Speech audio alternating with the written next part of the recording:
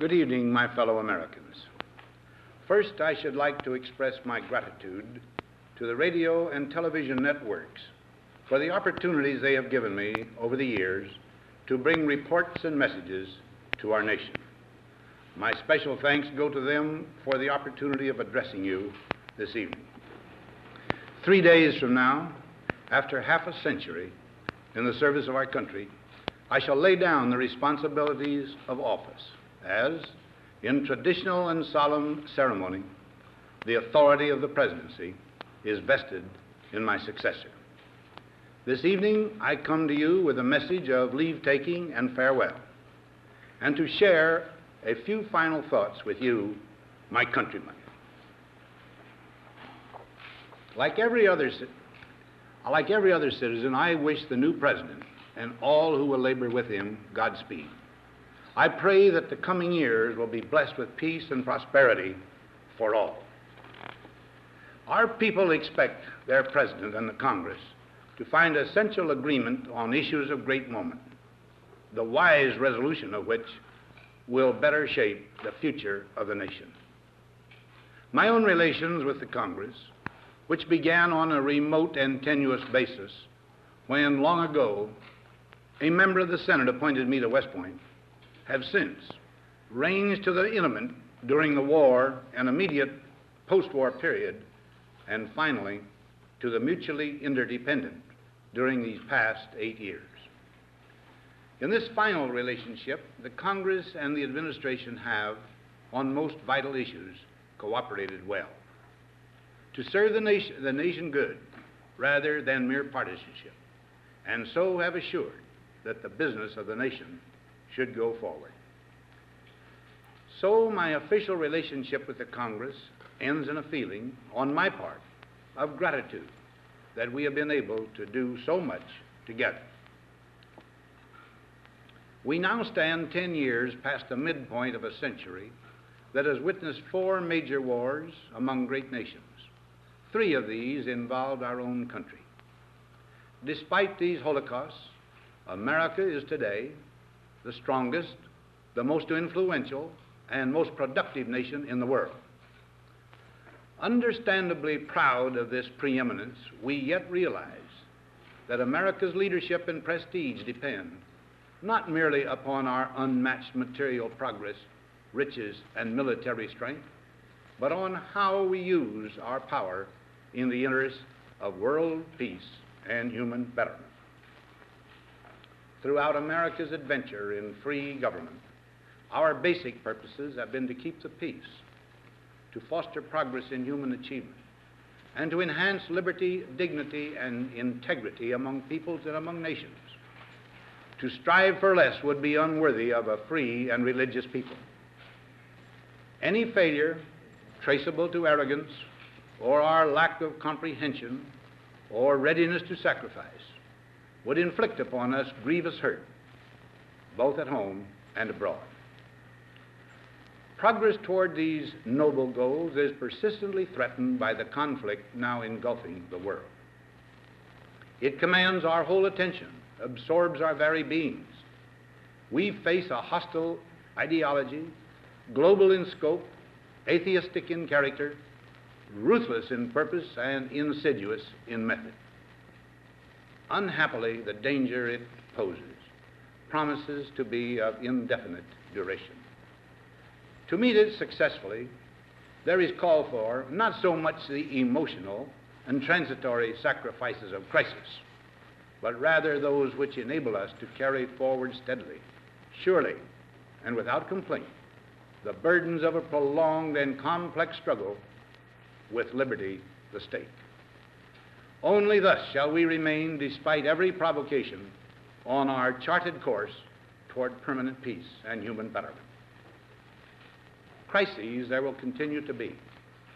In meeting them, whether foreign or domestic, great or small, there is a recurring temptation to feel that some spectacular and costly action could become the miraculous solution to all current difficulties. A huge increase in newer elements of our defenses, development of unrealistic programs to cure every ill in agriculture, a dramatic expansion in basic and applied research. These and many other possibilities, each possibly promising in itself, may be suggested as the only way to the road we wish to travel.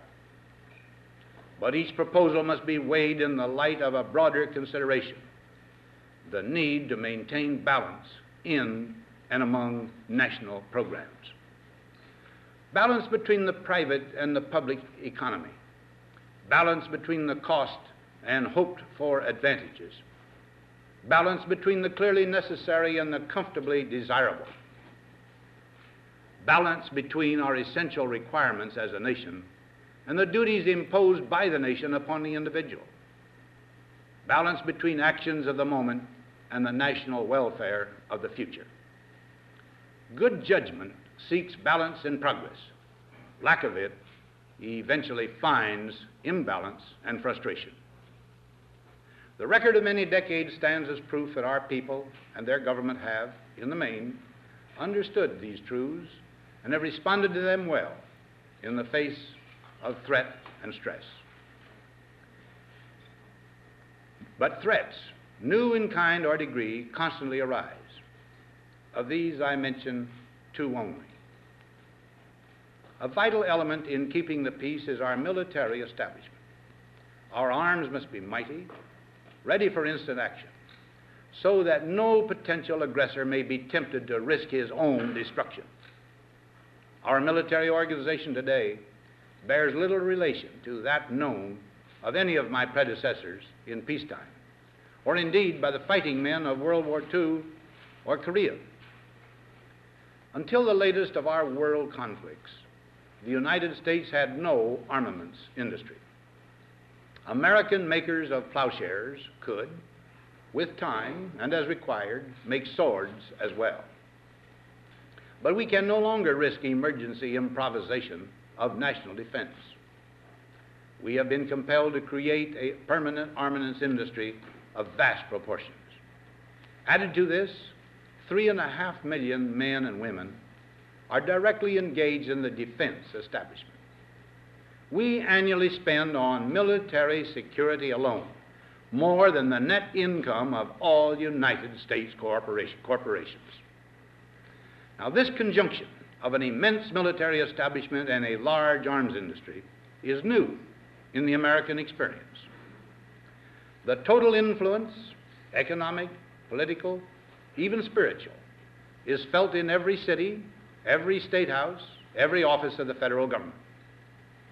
We recognize the imperative need for this development, yet we must not fail to comprehend its grave implications. Our toil, resources, and livelihood are all involved. So is the very structure of our society. In the councils of government, we must guard against the acquisition of unwarranted influence, whether sought or unsought, by the military-industrial complex. The potential for the disastrous rise of misplaced power exists and will persist. We must never let the weight of this combination endanger our liberties or democratic processes. We should take nothing for granted. Only an alert and knowledgeable citizenry can compel the proper meshing of the huge industrial and military machinery of defense with our peaceful methods and goals, so that security and liberty may prosper together. Akin to and largely responsible for the sweeping changes in our industrial military posture has been the technological revolution during recent decades. In this revolution, research has become central. It also becomes more formalized, complex, and costly. A steadily increasing share is conducted for, by, or at the direction of the federal government. Today, the solitary inventor, tinkering in his shop, has been overshadowed by task forces of scientists in laboratories and testing fields. In the same fashion, the free university, historically the fountainhead of free ideas and scientific discovery, has experienced a revolution in the conduct of research. Partly because of the huge costs involved, a government contract becomes virtually a substitute for intellectual curiosity. For every old blackboard, there are now hundreds of new electronic computers. The prospect of domination of the nation's scholars by federal employment, project allocations, and the power of money is ever present and is gravely to be regarded. Yet in holding scientific research and discovery in respect, as we should, we must also be alert to the equal and opposite danger that public policy could itself become the captive of a scientific, technological elite. It is the task of statesmanship to mold, to balance, and to integrate these and other forces, new and old, within the principles of our democratic system, ever aiming toward the supreme goals of our free society. Another factor in maintaining balance involves the element of time. As we peer into society's future, we, you and I, and our government must avoid the impulse to live only for today, plundering for our own ease and convenience the precious resources of tomorrow. We cannot mortgage the material assets of our grandchildren without risking the loss also of their political and spiritual heritage. We want democracy to survive for all generations to come, not to become the insolvent phantom of tomorrow. During the long lane of the history yet to be written, America knows that this world of ours, ever growing smaller, must avoid becoming a community of dreadful fear and hate, and be instead a proud confederation of mutual trust and respect. Such a confederation must be one of equals. The weakest must come to the conference table with the same confidence as do we, protected as we are by our moral, economic, and military strength. That table, though scarred by many past frustrations, cannot be abandoned for the certainty agony of disarmament, of the battlefield. Disarmament with mutual honor and confidence is a continuing imperative. Together we must learn how to compose differences, not with arms, but with intellect and decent purpose. Because this need is so sharp and apparent, I confess that I lay down my official responsibilities in this field with a definite sense of disappointment. As one who has witnessed the horror and the lingering sadness of war, as one who knows that another war could utterly destroy this civilization, which has been so slowly and painfully built over thousands of years, I wish I could say tonight that a lasting peace is in sight. Happily, I can say that war has been avoided. Steady progress toward our ultimate goal has been made, but so much remains to be done. As a private citizen, I shall never cease to do what little I can to help the world advance along that road. So in this, my last good night to you as your president, I thank you for the many opportunities you have given me for public service in war and in peace. I trust in that service, you find some things worthy.